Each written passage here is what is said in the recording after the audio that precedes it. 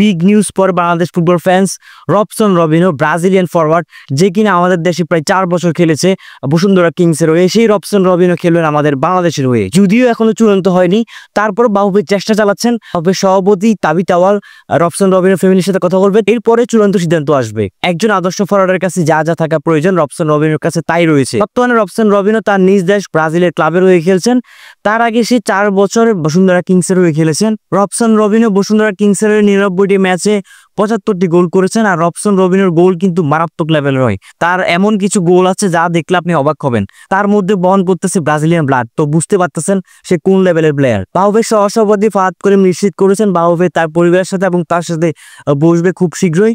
তো হয়তো আমরা রবসন রবিনোকে বাংলাদেশ দলে দেখতে পারি। আর যদি রবসন রবিনোকে বাংলাদেশ দলে বাংলাদেশ হয়ে খেলতে নামে সে, তাহলে কিন্তু অন্যরকম লেভেলের ক্রেজ হবে। কেননা আমাদের দীর্ঘদিন ধরে একজন ভালো ফরওয়ার্ডের খুবই অভাব, আর সেই জায়গায় আদর্শ হবে রবসন রবিনো।